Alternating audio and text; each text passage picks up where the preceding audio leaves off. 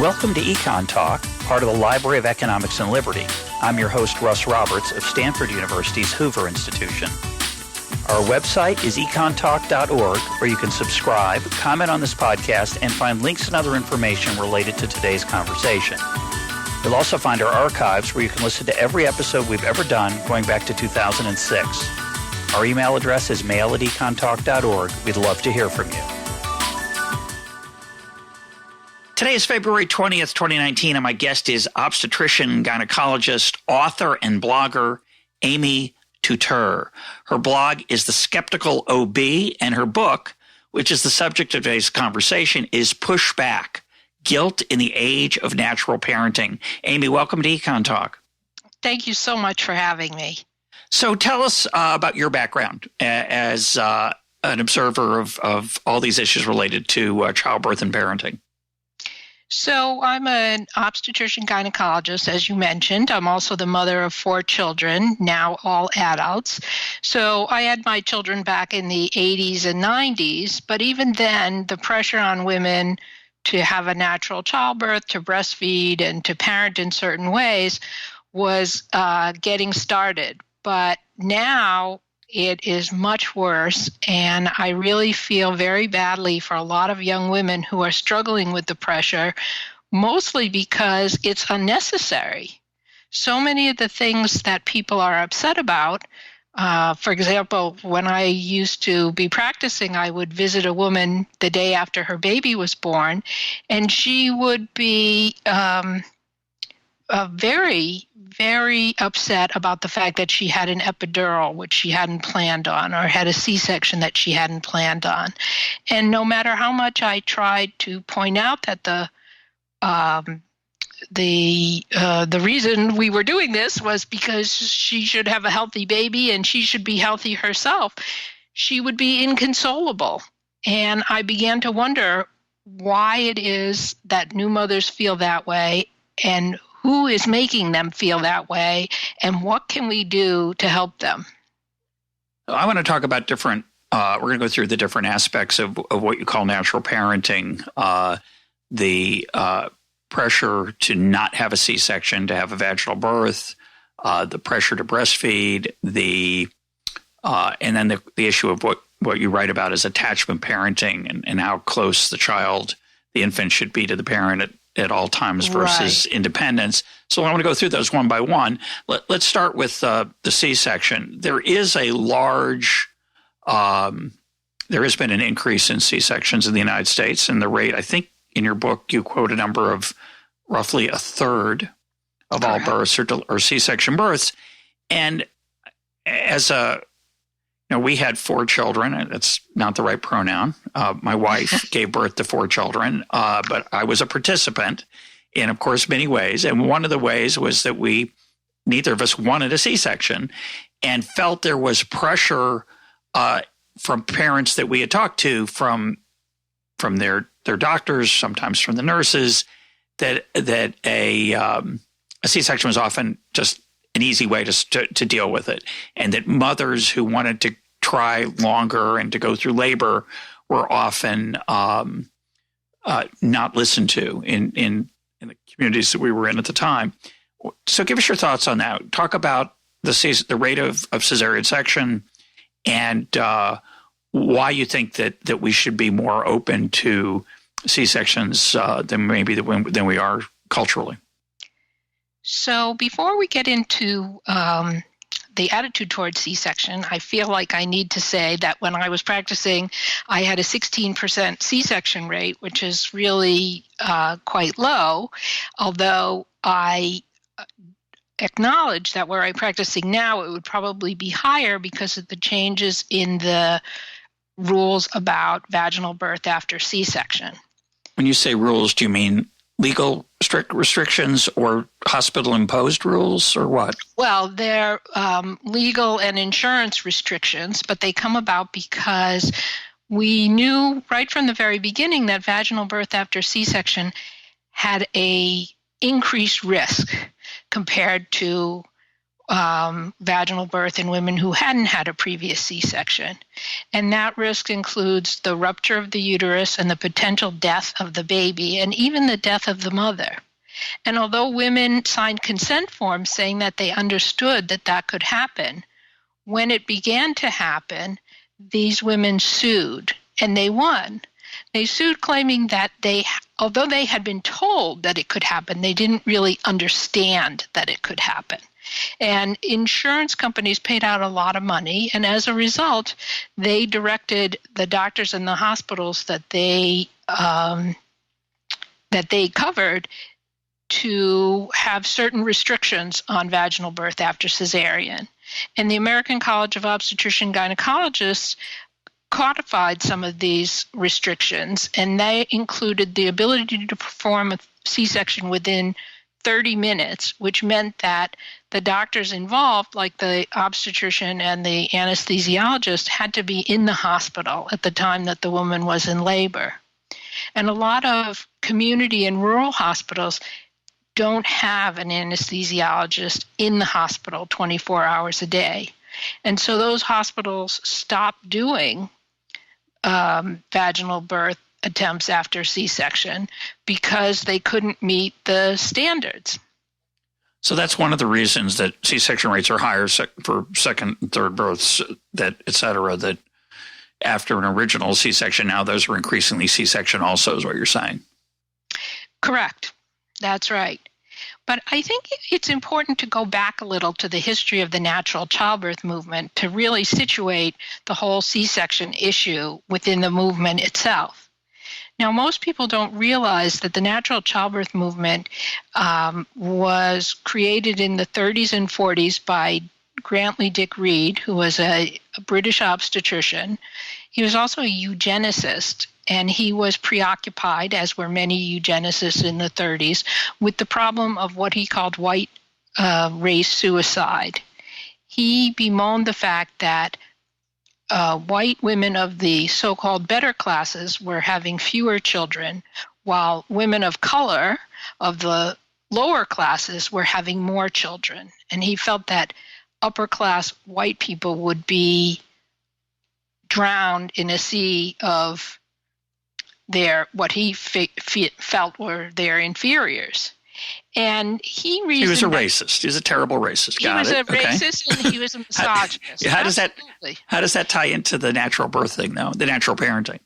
Well, so he thought that the reason that women of the better classes were not having enough children was that they were, first of all, too educated. They were what he referred to as over-civilized, and also that they were afraid of the pain. And to fix that fear of the pain, he told them it was all in their head. He said that primitive women gave birth easily, had no complications, and had no pain.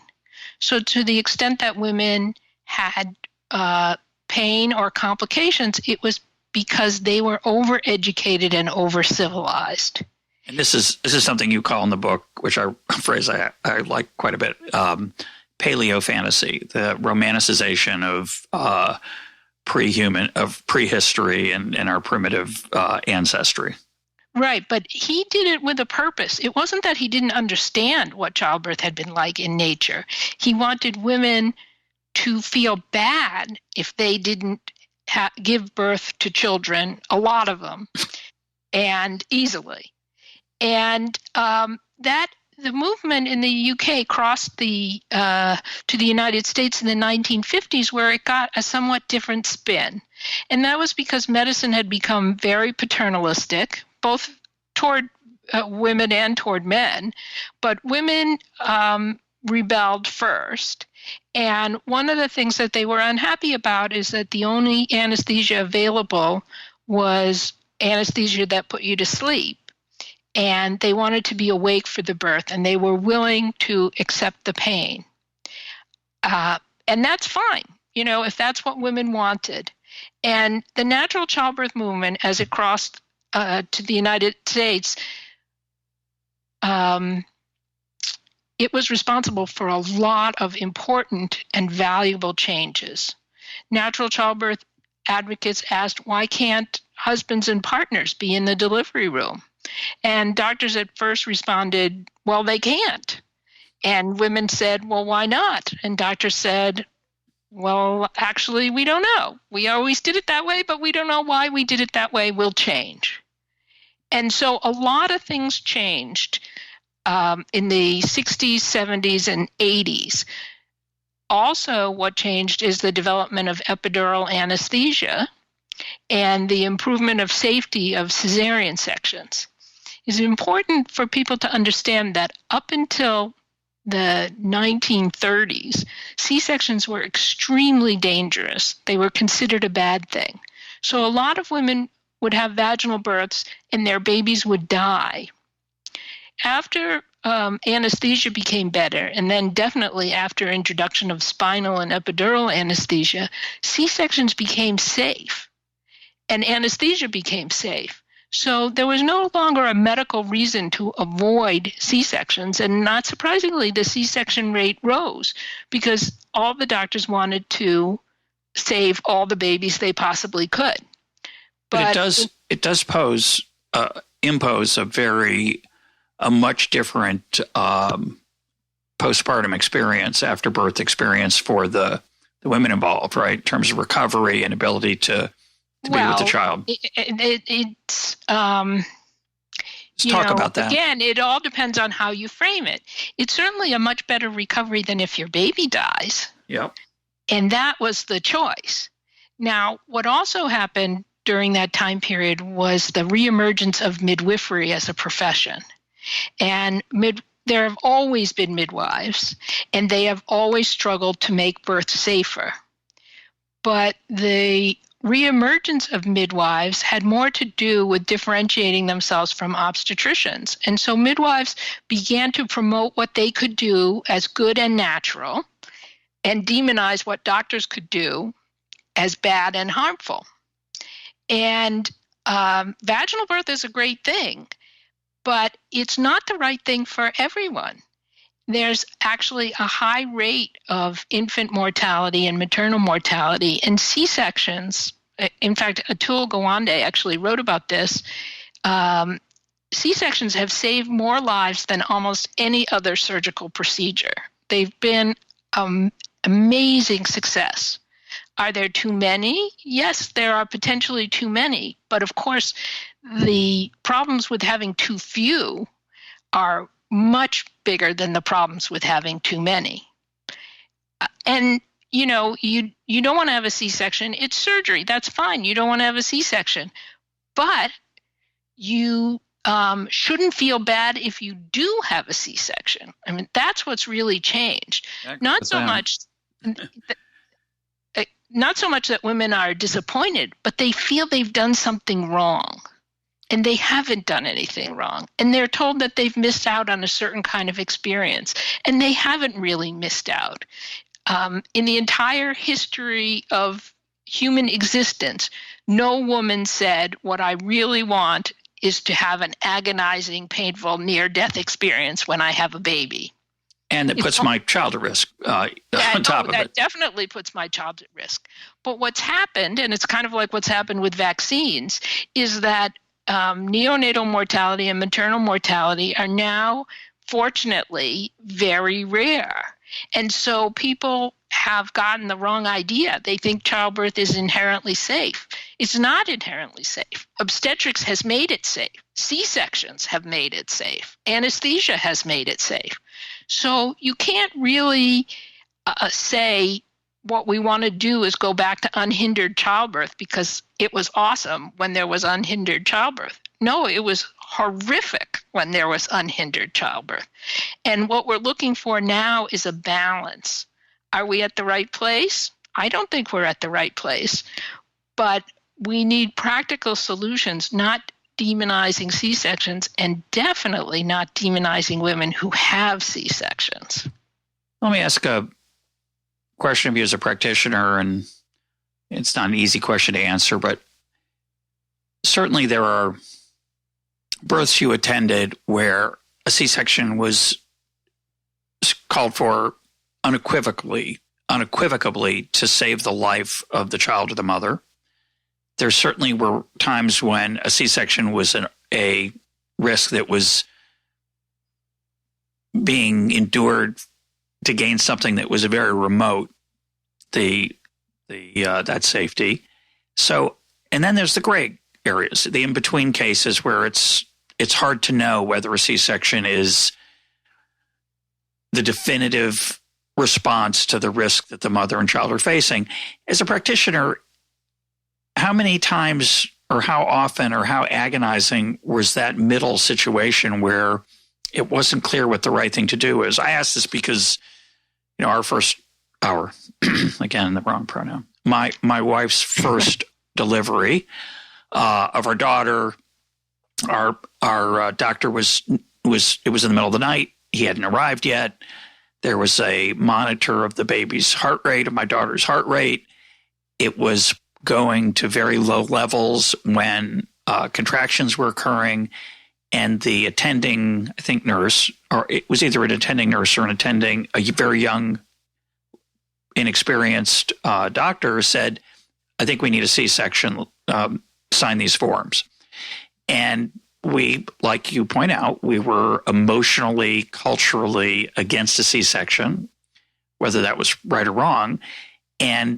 But there was a lot of pressure on us, and we were not sure what to do. And very shortly after, the doctor came and said, oh, that's just the contraction. Don't worry about that. And my wife had a very painful, but a vaginal birth where mother and daughter were fine.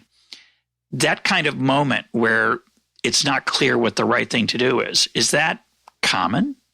Or in other words, how much leeway is there in trying to decide? I mean, I assume as an economist that, it's usually not open and shut. It's usually, to use a bad metaphor, it's hard to know what the right thing to do is at any one time. And I think the legal system encourages doctors I worry that the legal system encourages doctors toward C-section. So what are your thoughts?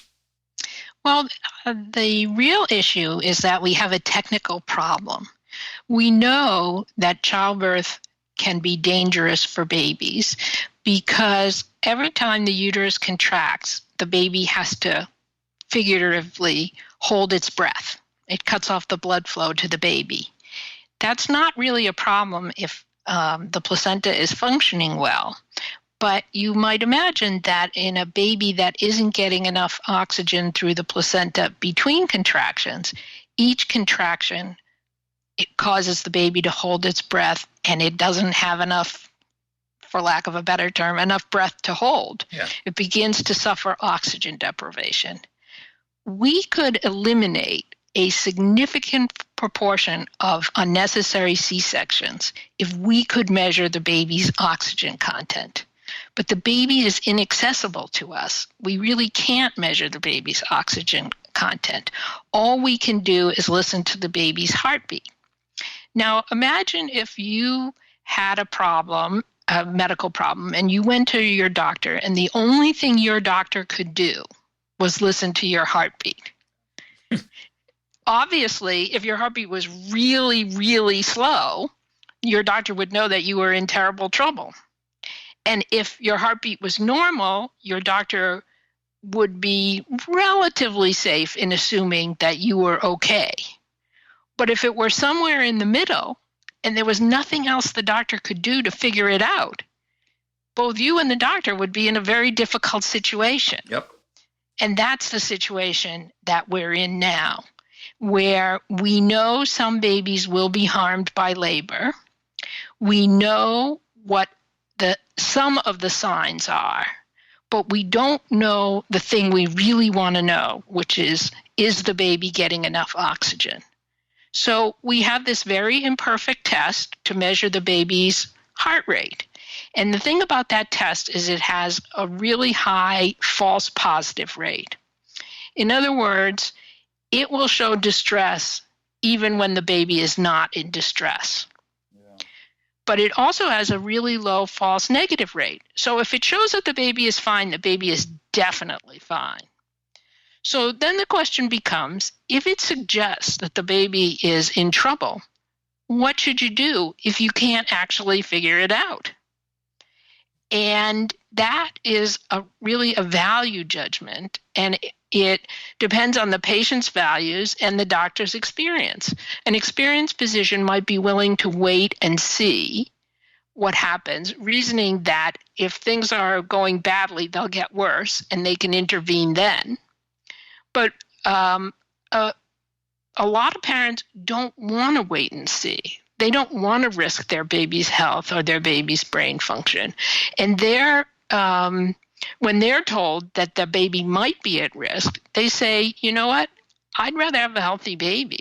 I'd rather have a baby who's completely intellectually intact. And therefore, the number of C-sections has risen, because when you can't be sure, a lot of people feel it's better to overtreat because the consequences of undertreating are so devastating. So your point, which I think is easily missed, you just sort of alluded to it briefly a few minutes ago, which I think is worth emphasizing, is that until maybe certainly it started at the beginning of the 20th century, but certainly before the 20th century, childbirth was a terrible cause of death, of not just infant mortality, of babies born that didn't survive or died before delivery, but of maternal mortality. And that transformation is one of the great achievements of human history. It's just underappreciated. And give us some feel for what the magnitude used to be. And again, in semi-modern times, not ancient times. Well, in terms of maternal mortality, which is still higher than we would like it, but much, much lower than it was. If maternal mortality were now at the same rate that it was, say, in 1900, approximately 45,000 women would die each year in childbirth, and that's equivalent to the number of women who die each year of breast cancer. And we all recognize breast cancer as a terrible scourge. So, how many women die now in childbirth? In the United States, between 700 and 800 women a year, which is more than we would like. Wish it were lower, yeah. But that's a far cry from 45,000. And I should just mention that there's been a recent uptick, but not small. Uptick's not the right word. A spike in maternal mortality in the United States, and that we could spend the whole rest of the time on that, because it's complicated to me looking at it from the outside. It seems to me it's a change in how it's been measured, Absolutely. And the way that states report maternal mortality. I don't think the United States has become a more dangerous place for women to give birth. And one of the challenges of measuring maternal mortality is that a woman who dies 6 months after childbirth can be classified as an example of maternal mortality because of a coroner's decision, and that the way that was kept track of has changed over time. So it's quite complicated. Right. I just want to mention that for listeners, because it's the kind of issue that we like to talk about here, how data can be a lot more complicated than it appears. The other issue is that the United States has a very high rate of deliveries of women 40 and 45 and older, which are more dangerous. Yes, although that seems to be less of a issue. It's certainly a problem, but I think the important thing is to look at what women are dying of. So the shape of the problem has changed dramatically. In 1900, women were dying primarily of hemorrhage, of infection, and of preeclampsia. In 2019, women are dying primarily of cardiovascular disease, including congenital heart disease, and pre-existing chronic conditions like kidney disease, diabetes, other things. And so what you find is that women are dying of high-tech problems that require high-tech solutions. And you think about how we lowered infant mortality. One of the things that we did is we developed a triage system of different levels of nurseries. We have level 1, 2, and 3. And we transfer babies to level 3 nurseries if they're very sick, because those nurseries have specialized care. And that's dramatically improved neonatal mortality. We have nothing like that for mothers. And we should be putting together something like that for mothers. We should have more perinatologists, more maternity ICUs, because those are the women who are dying, and they're dying from lack of technology. So one of the things that I find very upsetting is that although we can argue whether childbirth has been medicalized too much, when it comes to the issue of maternal mortality, the women who are dying because they lack access to that technology. And it's bizarre and very unfortunate to claim that we could reduce maternal mortality if we lowered the C-section rate or lowered the intervention rate, because those things are exactly the opposite of what is going on. And that's a phenomenon that I have referred to as, and others have referred to as, medical colonialism, in that we have been expropriating, or activists have been expropriating, the tragedies of underserved women to advocate for what privileged women want. So you find something like New York State promoting doulas in response to the maternal mortality situation. Explain what a doula is. A doula is it comes from the Greek word for slave, and it's basically a woman who helps women cope with childbirth, who supports them through childbirth, both by giving encouragement and also by, cold washcloth for their brow, cheerleading when they're pushing, things like that. Counting for their Lamaze breath. Right, right. But the sad thing, the tragic thing, is that while doulas are very good and they can definitely improve the experience of childbirth, the women who are dying are not dying from bad experiences. They're dying from heart disease. They're dying from kidney disease. And it seems perverse to offer these women who are suffering a amenity that privileged women would really enjoy. Yeah, I agree. Let's move to the epidural issue. A lot of people believe, and I know you do not, so I want to hear your take. A lot of people believe that an epidural puts the baby at some risk, and therefore it's better to have a, quote, natural childbirth, and that pain relief is just unnecessary. Well, unnecessary for whom? I happen to think, as a physician and as a human being, that treating pain is the cornerstone of what any person should do for any other person. If somebody wants to be in pain, that's okay. But, all pain relief has risks. Why is this the only form of pain relief where anybody talks about the risks? And why is it that those risks are magnified? So, for example, the risk of a baby being harmed by an epidural is purely theoretical. The risk of a baby being harmed by attempted vaginal birth after cesarean is both very real and orders of magnitude greater than any theoretical risk of epidurals.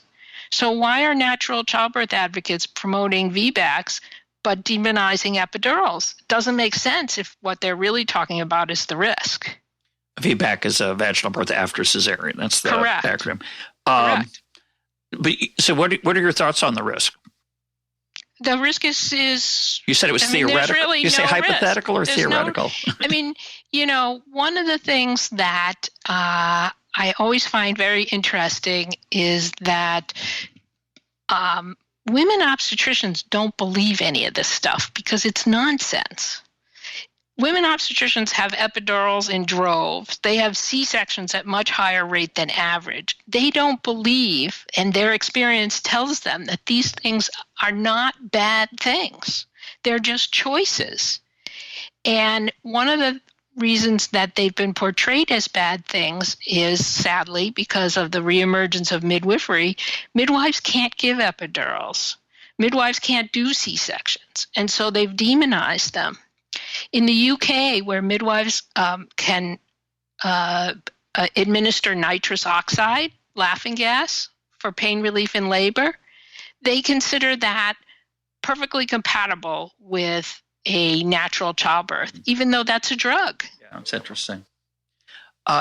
Let's talk about breastfeeding, because that's another area where there's a lot of emotional, cultural issues that interface with actual science to the best of our knowledge, which is, of course, imperfect.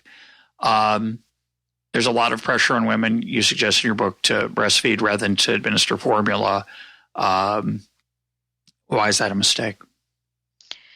Well, I often say that the key thing to know about breastfeeding is that the moralization of breastfeeding parallels the monetization of breastfeeding.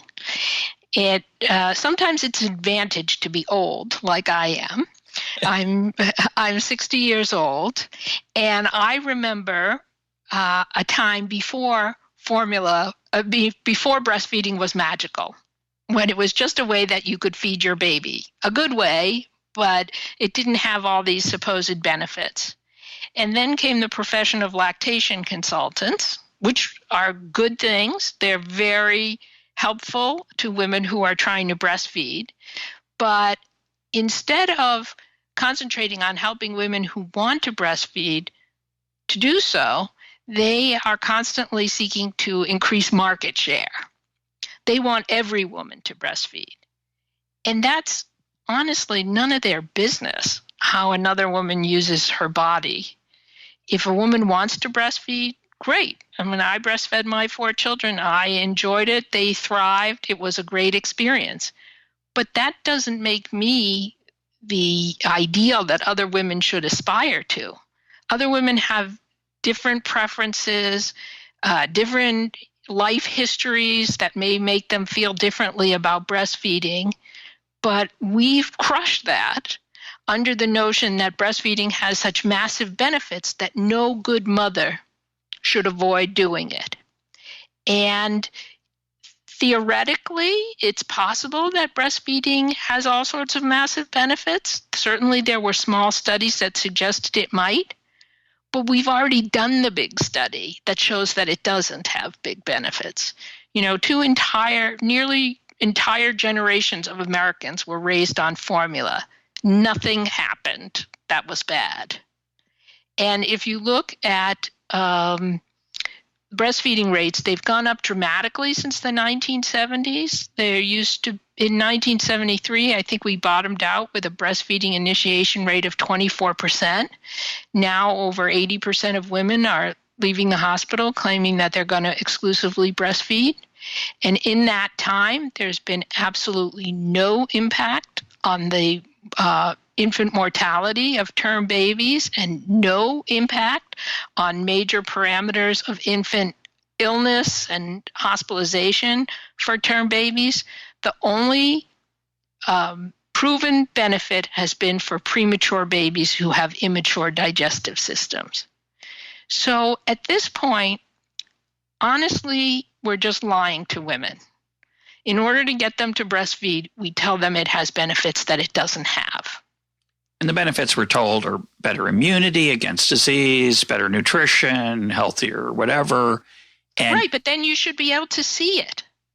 It's not that it couldn't have those benefits, but if it did have those benefits, then the breastfeeding rates should at least be related in some way to infant mortality and infant morbidity, which is sickness.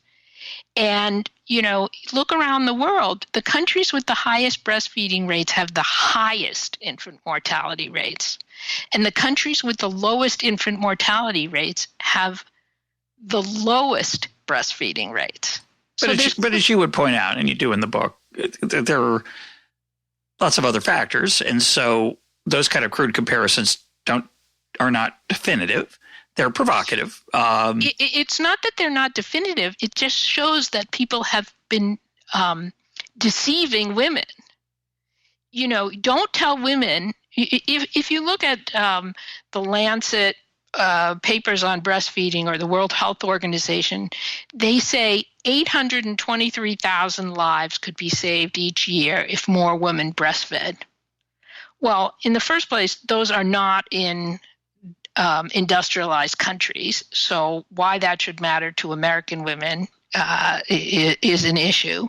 And in the second place, it isn't even true, because babies don't die of lack of breastfeeding. They die of prematurity. They die of congenital anomalies. They die of dirty water.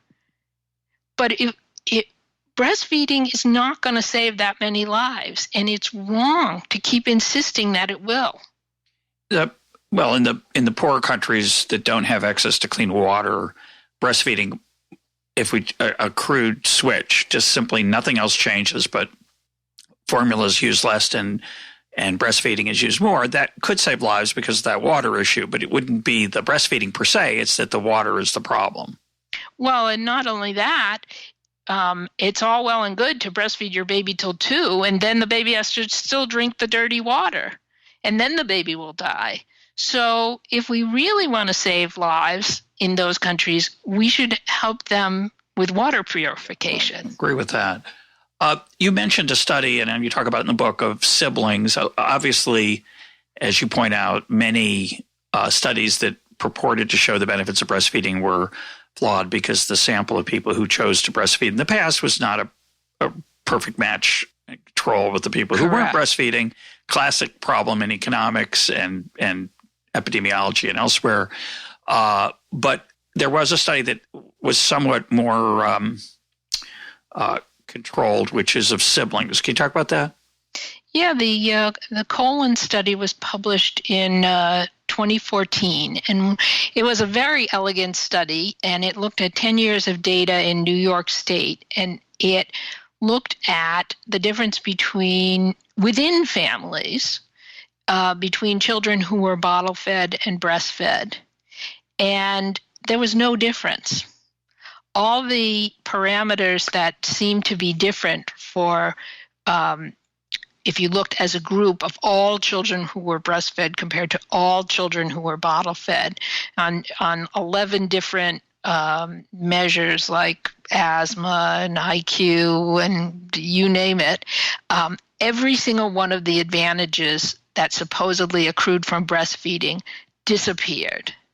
And not surprisingly, breastfeeding advocates have suggested that study is flawed. Right, but I think that the important thing here, we can get into the weeds with the scientific evidence, but the important thing is this is an issue of choice for women. This is not just about what is good for babies. And the fact of the matter is that the benefits of breastfeeding are so trivial that you can't even measure them. I mean, we can't find them in any large population. And if that's the case, why are we pressuring women to use their bodies in an approved way? Shouldn't it be up to women to weigh the risks and benefits? I mean, why do we have something like the Baby Friendly Hospital Initiative, which goes into hospitals and pressures women to breastfeed? That, to me, is completely unethical. Well, you talk about the self-interest of lactation consultants.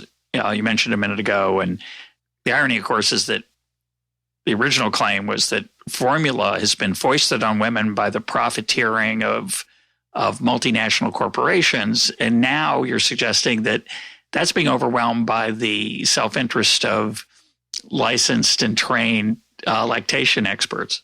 Well, the fact of the matter is formula was not foisted on people by formula companies. Formula companies met the need for women were already not breastfeeding. They were feeding their children cow's milk and various other concoctions instead of breastfeeding, and those babies died at a massive rate.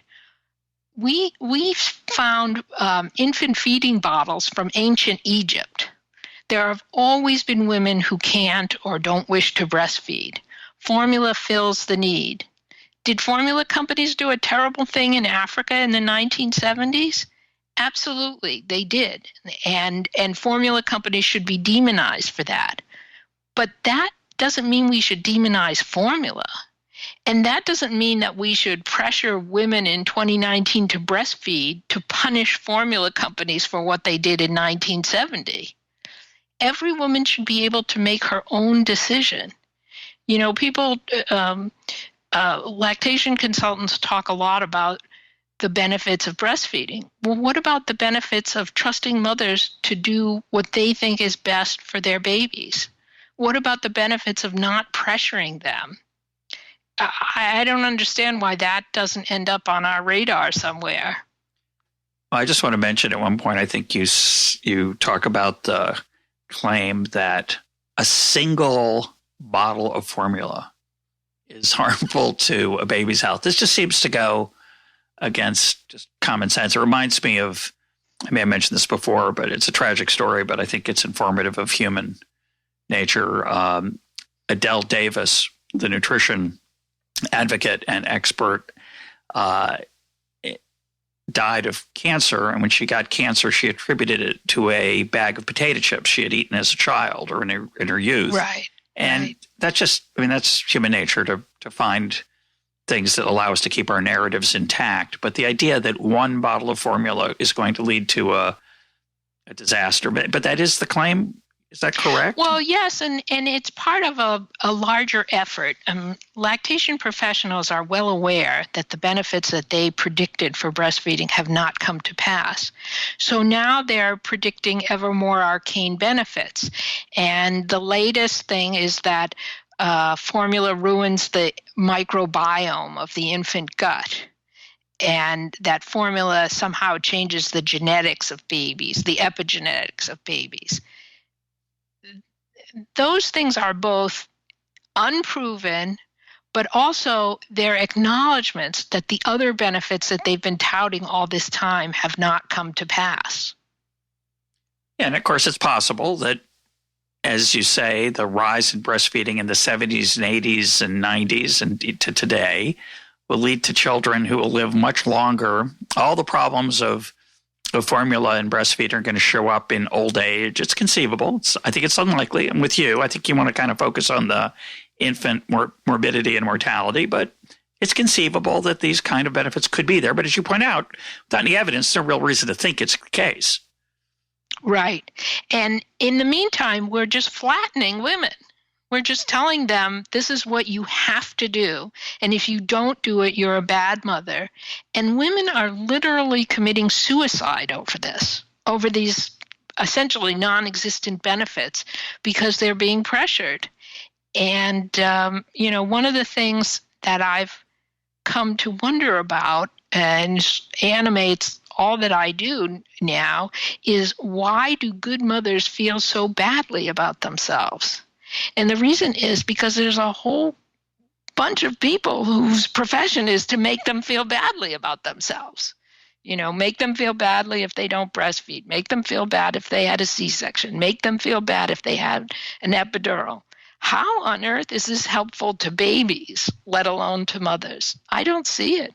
Well, there's another issue which it came up in our earlier episode with Emily Oster on how to deal with pregnancy and what's the evidence of the right behaviors during pregnancy. And just let listeners know, I expect to have Emily on in the next few months on her new book, Crib Sheet, good title. It's just about what we know about the child raising process once the birth has happened.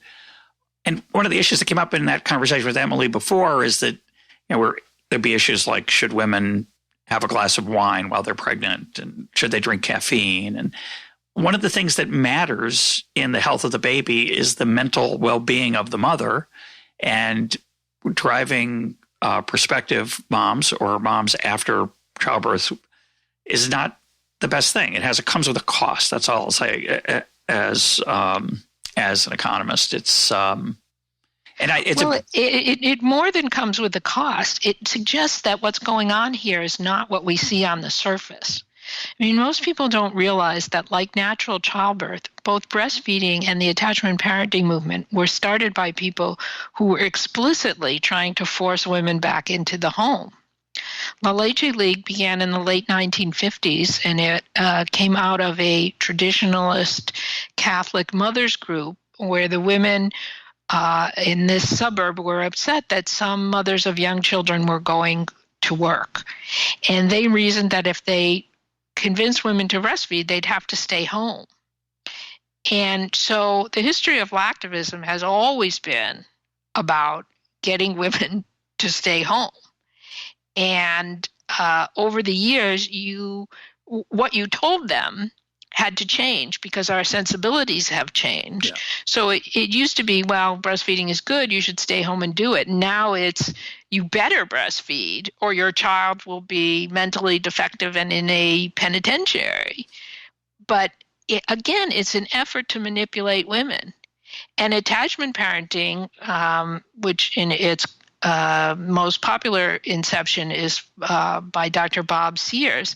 Bob Sears was the medical director, Bill Sears. Bob Sears is his son, the anti-vaccination person.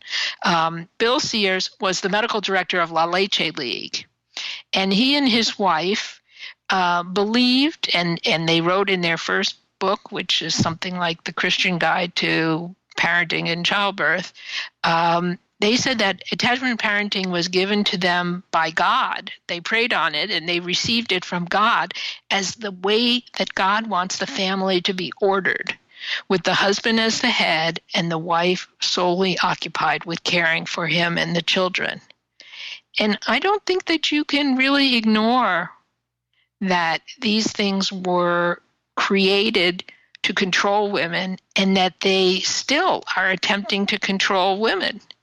That's a bad thing in my view. Well, I want to come to attachment parenting next, but before we do, it's important to mention for people who have never fathered or mothered a child that not every woman can breastfeed just on a physical basis to produce enough milk to sustain the health of the child. I think most people just assume that this is just a question of convenience. If you're working, it's hard to breastfeed. You have to pump milk and store it or bring your baby to work or get home for lunch, whatever. But this is not what we're talking about. That's relevant, but what we're talking about is the fact. Right, but the reason they assume that, they don't assume it. They were told that by the lactation profession. If you read official lactation literature, it says that the incidence of insufficient breast milk is rare, but it's not rare. It's common. Just like miscarriages are common because pregnancy isn't perfect, insufficient breast milk is common because breastfeeding isn't perfect. And yet there's no acknowledgement of that. And so that the women who were told that breastfeeding is natural and there's not going to be any problem so long as they were committed to it and loved their baby enough, when they find themselves with insufficient breast milk, they blame themselves. They consider themselves freaks. I mean, imagine if we told women when they had a miscarriage that it was their fault. There's enough grief that comes from having a miscarriage without blaming women for it. And what we've done with breastfeeding, we've said that women who are having problems, it's their fault. It's lack of devotion and lack of concern and laziness. And honestly, I can't think of anything more cruel than that because it's not true. So let's talk about, I agree with you. Let's talk about attachment parenting. And I want to mention that I want to set this up with, so let you react to this. We had Sebastian Junger on late last year, and there were many interesting things that came out of his book, Tribe. But one of the themes of that book is that it's cruel to make small children sleep in their own room because we evolved, of course, probably in situations where parents and children slept close to one another because there was a lot of physical danger through most of human history. So you wouldn't go put your kid out on a 50, 20, 30 yards away. You'd keep them close because otherwise they get eaten by a saber-toothed tiger. So his claim is that, and I found this very poignant, and I know you're a skeptic on some of this, so I want you to react to it. Yes. Hang on. So I'm just going to finish this example, though, because it's so juicy. His claim is that the attachment that children have for their teddy bear or their stuffed animal is this desperate attempt by a small human being to find a source of comfort in a world where they've been shoved out of the family bed. So the idea of that kids should sleep in their own room because it's good for them, they'll get better sleep habits, he suggests is actually not true. And in particular, he suggests that in most cultures of the world, the idea of making your kids sleep in their own room would be seen as a sign of cruelty. So talk about attachment parenting generally, and then tell us why. I want to address that because I think it's nonsense. It's nonsense on a number of different levels. First of all, the idea that there was one universal culture in prehistory and that all people did the same thing and parented the same way is just completely bizarre. And, if there was anything I learned from practicing medicine, it was that people in different parts of the world, because when you practice medicine in a city like Boston, where I am, you meet people from all over the world, that there are a zillion different ways to raise children, just like there are a zillion different ways to conduct marriages and a whole bunch of different ways to relate to your parent, your adult, when you're an adult to relate to your parents. There's all sorts of different ways.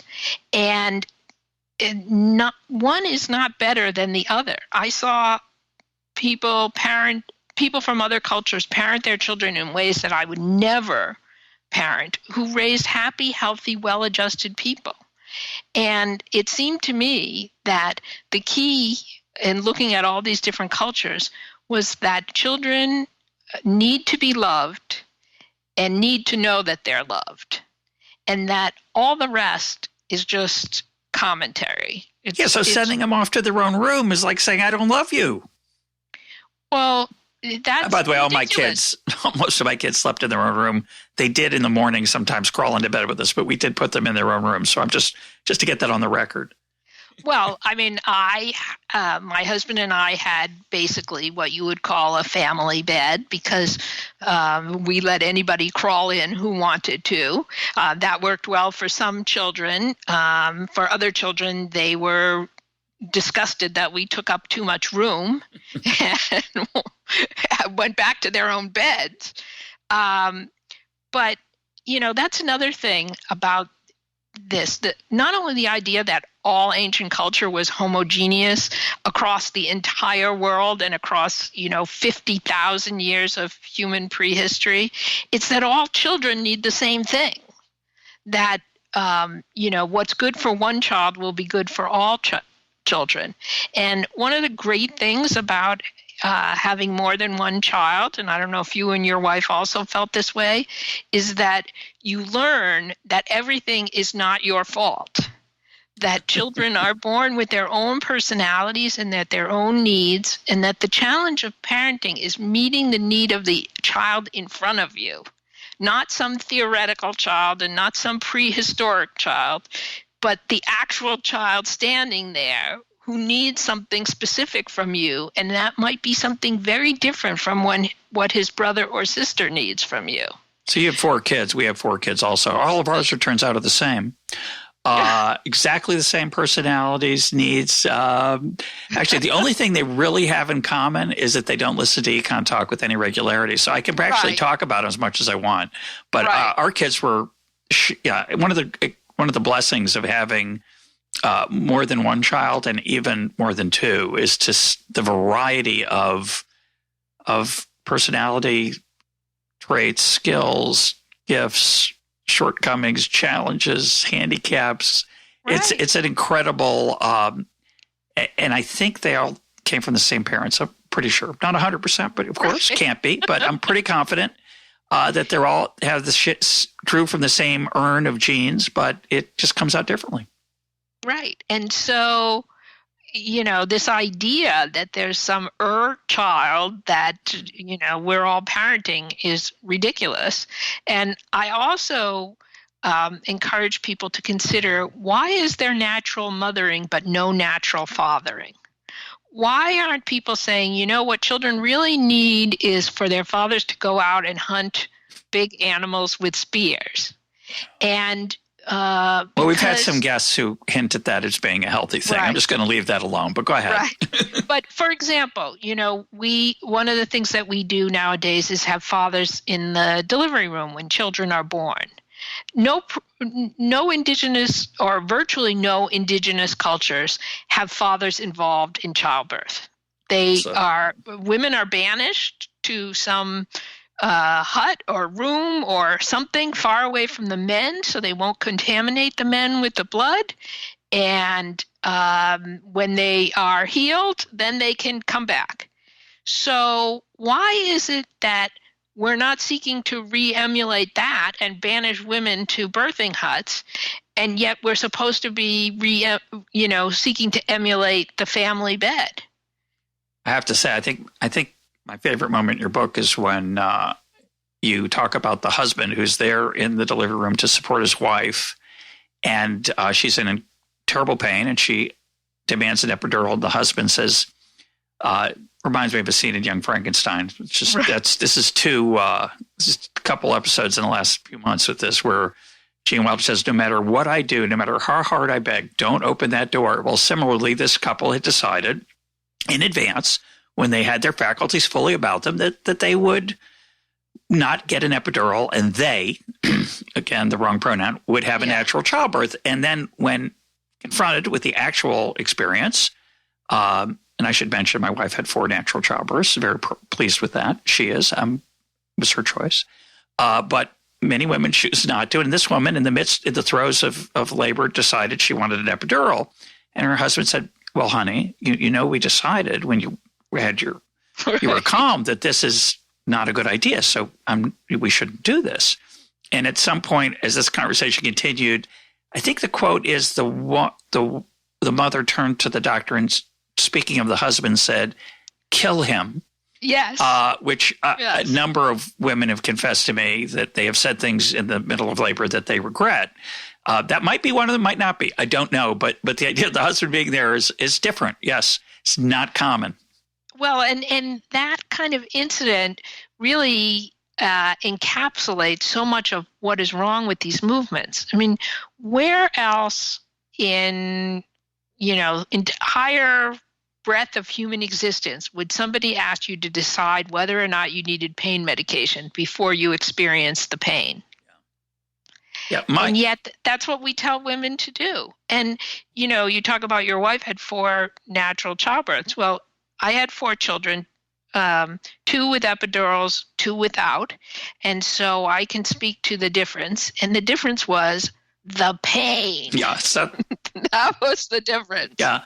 That reminds me of when we would go to classes before our children were born, and they would teach Lamaze to my wife and I. And I, of course, was a participant because I was going to be her coach and help her with her breathing. And she found a place during her births and deliveries to get through it. I don't know if Lamaze had anything to do with it at all, but I expressed skepticism beforehand because I said, if you could really control pain by breathing, they'd teach it to soldiers. I mean, or other people. It's not the fact that it's only taught for childbirth suggests it probably doesn't work. Right. It doesn't work. It absolutely doesn't work. And it's frankly, I think it's encouraging women to torture themselves and praising them for doing it. I mean, if you're needle phobic and you're afraid of an epidural, fine, don't have an epidural. But don't tell me that this is empowering women. Why is it that women are the only ones empowered by pain and not men? One thing we didn't get to talk about, which I didn't want to miss, and I apologize to come back a little, circle back onto this, is that you suggested, this is not something I'm aware of, that there is a black market in your book. You mentioned there's a black market in breast milk. Is this true? Oh, absolutely. And how's that work? Well, what's the price? Do you know? Do you have a feel on the street?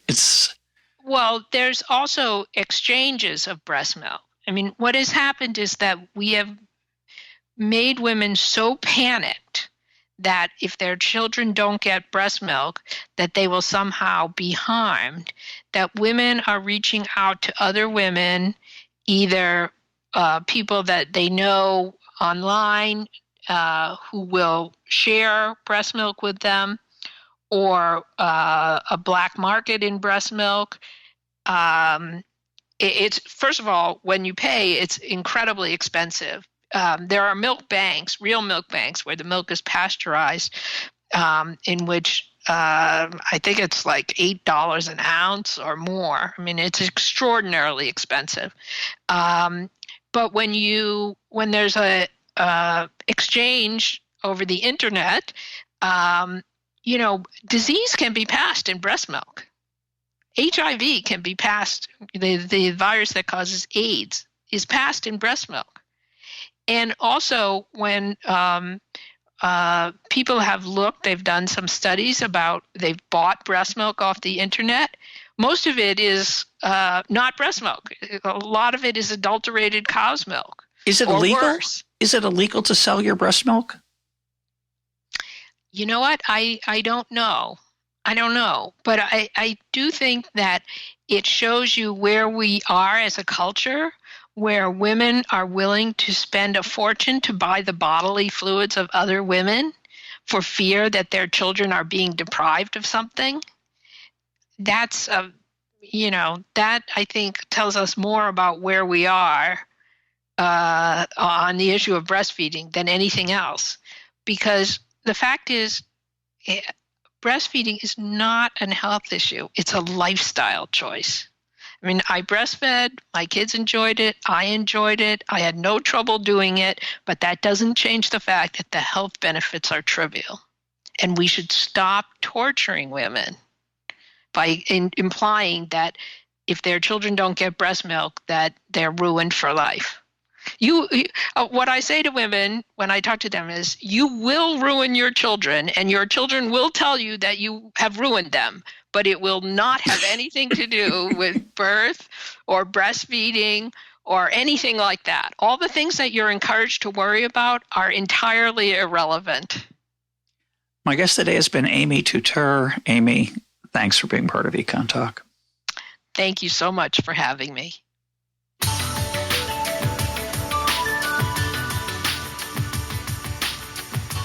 This is EconTalk, part of the Library of Economics and Liberty. For more EconTalk, go to econtalk.org, where you can also comment on today's podcast and find links and readings related to today's conversation.